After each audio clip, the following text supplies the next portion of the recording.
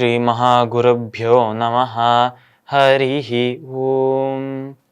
சதாசிவசமாரம்பாம் சங்கராச்சாரிய மத்யமாம் அஸ்மதாச்சாரிய பர்யந்தாம் வந்தே குரு பரம்பராம். GeM டிவியின் அன்பர்களுக்கு எனது வணக்கங்கள். இன்றைய நாள் அனைவருக்கும் இனிய நாளாக அமைய எல்லாம் வல்ல இறைவனை வேண்டி இன்றைய எம்மதமும் நம்மதமே நிகழ்ச்சிக்கு செல்வோம். இன்னைக்கு நம்ம வெங்கடேச சுப்பிரபாதத்திலேருந்து ஒரு ஸ்லோகத்தை விளக்கத்துடன் பார்த்துட்டு இன்றைய தினத்தின் நீதி கதைக்கு செல்வோம்.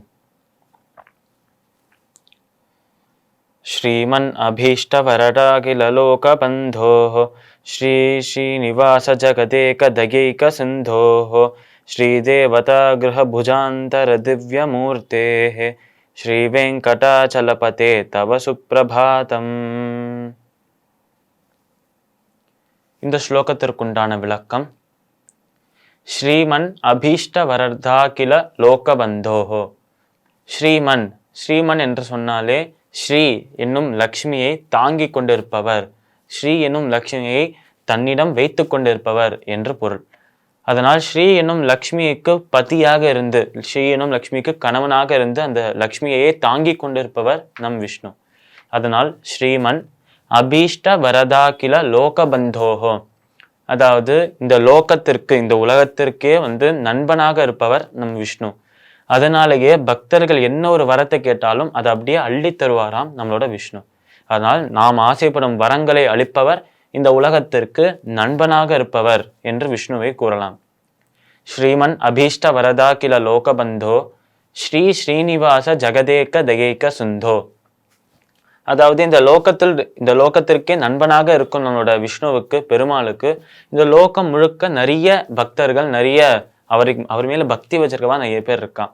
அதனால அவர்கள் எல்லாருமே ஸ்ரீ ஸ்ரீனிவாச ஜகதேக தயைக சிந்தோஹோ, இந்த ஜகத்துல, இந்த பிரபஞ்சத்திலேயே தயை என்னும் ஒரு விஷயம், அந்த கருணை என்னும் ஒரு விஷயம் யாருக்கிட்டையாவது முழுமையாக இருக்குன்னா அது உன்கிட்ட மட்டும்தான் இருக்க முடியும் பெருமாளே என்று அனைத்து பக்தர்களும் பெருமாளை அப்படி புகழ ஆரம்பிப்பாளாம். ஏனென்றால் கருணையே வடிவான நம்மளோட பெருமாள் கருணையை யாரு கேட்டாலும் தருவாராம். அப்பேற்பட்ட தயையின், கருணையின் ஒரு கடலாக தயைக சிந்தோஹோ என்று சொல்றோம். கருணை கடலாக இருப்பவர் நம்மளோட பெருமாள். தயைக சிந்தோஹோ ஸ்ரீ வெங்கடாச்சலபதே தவ சுப்பிரபாதம்.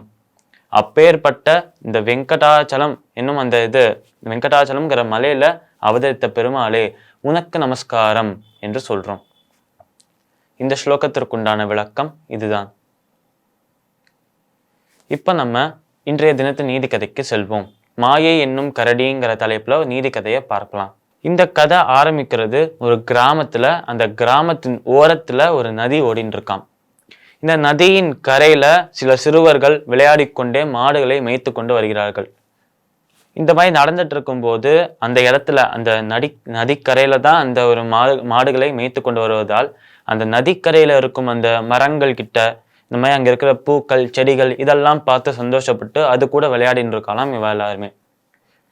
இப்படி இந்த சிறுவர்கள் விளையாடி கொண்டிருக்கும் போது அந்த கூட்டத்திலேருந்து ஒரே ஒரு சிறுவன் மட்டும், ஒரே ஒரு சின்ன பையன் மட்டும் அந்த நதியில ஏதோ ஒன்று மிதந்துட்டு வர்றது, அந்த நதியில ஏதோ ஒன்று அடிச்சுட்டு வர்றது என்று பார்க்கிறான்.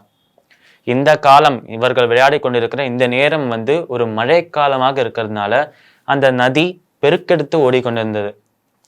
அதனால இந்த நதியில அப்படி மிதந்துக்கிட்டே வந்தது என்னது, அந்த சிறுவன் பார்த்த விஷயம் என்ன, இதுக்கப்புறம் கதை மேலும் எப்படி நகர்றது நாளை தினம் பார்க்கலாம். மீண்டும் நாளை சந்திப்போம். நன்றி, வணக்கம்.